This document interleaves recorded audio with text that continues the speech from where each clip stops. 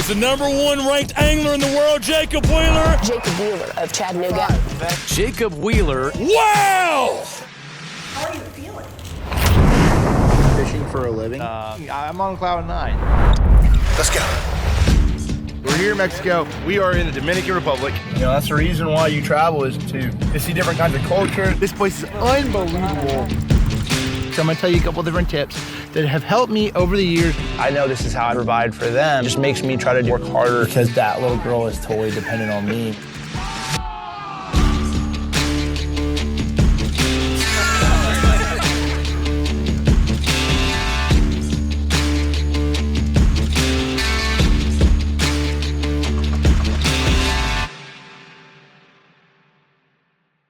What's up, everyone? Welcome back to the channel. We are going to dive deeper into tournament bass fishing, fishing in general, with some topics that, you know, this is the thing. On the channel, we try to go over a lot of different things. We try to sort of have a little bit of content for that beginner angler that's just trying to get out there. Some of the anglers that are tournament fishermen that are just out there, whether they're weekend anglers or just fishing a few tournaments a year, whether you're a beginning tournament fisherman or an advanced tournament angler. And so there's a lot of topics that have sort of came up as of recent and been a big talk of the industry for several years. So I figured I would sort of go over some of those things with you. In this particular video, we're going to talk about pressure. And what I mean by pressure is fishing pressure and how that can really change and impact a bass. I mean, I've seen so many things throughout the year, and it can impact a fishery. It can impact an area. There's so many things that really, when I think of pressure, in angling pressure, it can be one of the toughest things to generate bites in the most pressured areas of a lake. And it's sort of like going back, like what made me think of this was, right now, Chickamauga, the lake that I live closest to, that I would call my home lake, is a great fishery. It's one of the best fisheries in the country. But what I look at, how much fishing pressure can change a fishery, I can look at this lake right now and see, hey, you know, areas that used to be so good and you can go out there and catch, 10 or 12 or 15 bass. Those bass don't live there anymore because of the pressure they receive, where they used to never get a bait thrown at them for only a handful of times throughout the year. I feel like now it's changed. And so that sort of made me sort of more thinking about like diving into that aspect of fishing, and really what changes. I mean, you know, going back, before we dive into all of that, going back and looking at like whether that's bait pressure, whether it's a certain bait you're throwing that's pressure, whether it's fishing pressure from, a ton of anglers out there on that body of water. It's probably the single biggest thing in fishing that can really affect a fishery, a spot. It's really something that we don't really get to talk a lot about. I've not seen a ton of content on it. And it's the single most thing that can really change the way a bass reacts, or the way the bass acts on your lures, generating bites and everything else. So, going back into one thing, like on the bait pressure that I want to sort of talk about, do bass get accustomed to lures? This is something that I've sort of always researched and thought about, going back to some of the lakes like Guntersville. Okay, Guntersville is a lake that gets a lot of fishing pressure, but everybody knows springtime on Guntersville, man, ripping rattle traps and lipless crankbaits out of the grass is a pattern. And I've always felt like, man, you would think the bass would not bite a lipless crankbait as well as big, loud, knocking, obnoxious crankbait going over this grass, because everybody's doing it. But they still, to this day, it's an effective pattern on grass lakes, and more specifically Guntersville, and a lot of grass lakes around the country. But I'm talking about the pressure that it's receiving. And they still bite that a red lipless crankbait. I think it sort of went through a period, I feel like, where you have the single knocking lipless crankbaits and big rattling crankbaits and lipless crankbaits, and it seems like, oh man, that a single rattle was better for a little while there. Now it's going back to where multiple rattles is better. So it's interesting to see how the fish, even though they get those baits thrown at them all the time, they still are biting those lipless crankbaits, and it might be just the fact that bait is such a great lure choice and getting those fish to react. A lot of times I look at that as a big deal, is reacting to a particular bait, a moving bait is more specifically, and making those fish, pulling it out of the grass, just probably the perfect lure selection for a lot of those fish in that depth zone, whether they're around that grass and whatnot. So now I look back at the Alabama rig in the sport of bass fishing and how it sort of changed a little bit, going back from Paul Elias throwing an Alabama rig on the bridge pilings of Lake Guntersville in the fall, when typically fishing is probably the toughest. I think he weighed in over 20 pounds a day, which is insanity.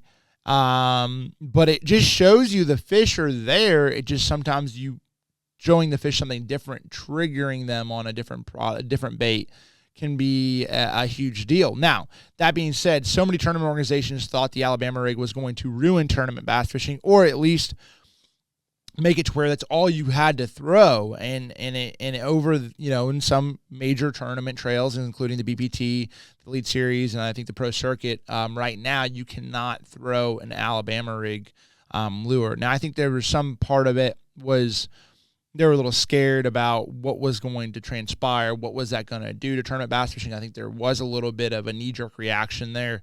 And now it's come to the point where, over the years of that, multiple different umbrella rigs coming out, different styles, different blades, you can still throw an umbrella rig in the Toyota series. It hasn't seemed to be as effective. And that goes back to the video of what we're really talking about, pressure. Those fish see those baits a lot. I could even be on Chickamauga and you can still catch them on an umbrella rig, but it's not as effective as it once was because of the pressure that those fish received with that lure type. You can catch them on a single swim bait sometimes better than you can on an umbrella rig or a scrounger type bait. So those are the things that I'm always so interested as a student of the sport.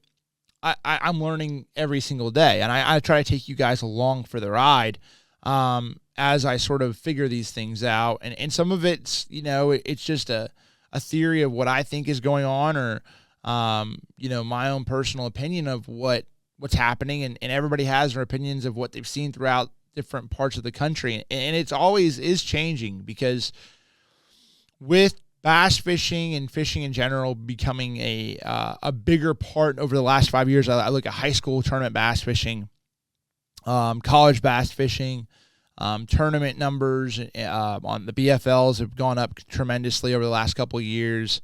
There is more pressure on our bodies of water than there ever has been. I think partially with the virus and with COVID and everything that's gone on, people have looked for more opportunities to go outside, which is awesome to have more anglers, more new anglers jumping into this sport to really, really get this thing going even more. Now, the problem is with this, there's only so much water. And one thing that I have seen, and I definitely think affects fisheries a lot, is tournament pressure. Pressure from, local anglers, people from out of town. Like I said out in the beginning of this video, I was talking about Lake Chickamauga. From what I can literally tell you firsthand, how tournament pressure, or how pressure in general, fishing pressure, has changed the lake. I can, and I'll tell you, there's a place that I used to fish all the time, and I was probably one of, just a couple guys that fished there. They didn't get a lot of pressure, and those fish would get out offshore on a place, and they would stay there till September. And any evening or afternoon that I wanted to go out there and catch 30 or 40 bass, I could do so because they weren't pressured, and they stayed in that position and stayed on that spot because they weren't pushed off of those places. Now it's changed. The same exact place that's been good for 3 or 4 or 5 years now wasn't a place that I was going to catch a lot of big ones, but it was something that was always fun to go reel a few in.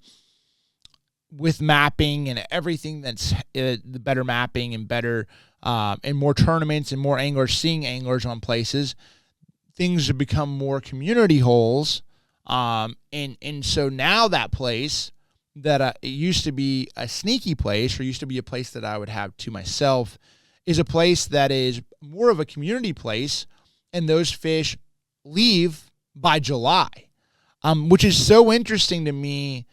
How, and that's really there could be a lot of variables. It could be the bait. It could be they just are changing the way their habits. But I would say the biggest thing that's changed is how many people are actually fishing for those fish, which is forcing those fish to move.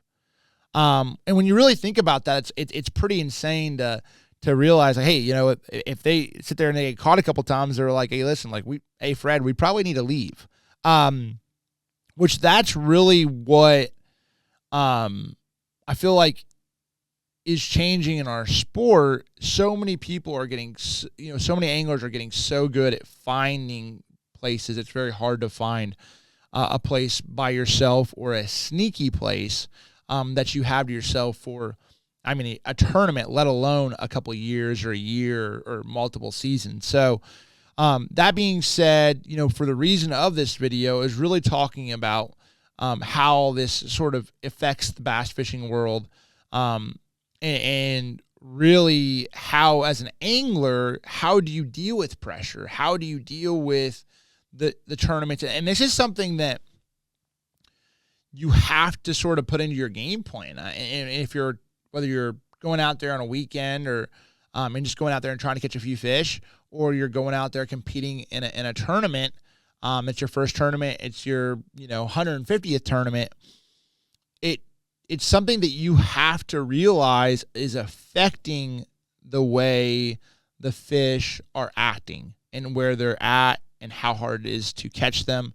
So it's come to a point now where a lot of times I look at things and, all right, well, hey, there's certain regions of a lake that are going to be more pressured than others. Now it's come to the point where you're almost better to go to areas that maybe weren't as good back in the day, because the biggest concentration of fish lives in this certain couple zones. But going to those places where those fish have not seen so many lures, haven't seen a ton of fishing pressure, which is going to give you a better chance of generating more bites and having a good, successful day on the body of water. You definitely, as a professional angler, a touring angler, pro angler, I look at trends and you try to stay one step ahead of the game. Always, it's part of the game. And you hear, I've said this several times on the channel, but you hear about people talking about you have to fish against the fish. You're not competing against the guys out there on the body of water against you. But that's for me, that's furthest from the truth. I feel like you are competing. You better know. And in the sport of bass fishing, you're not only competing against and trying to outsmart the fish, you're trying to outsmart your competition and out-strategize those guys, which is not easy to do.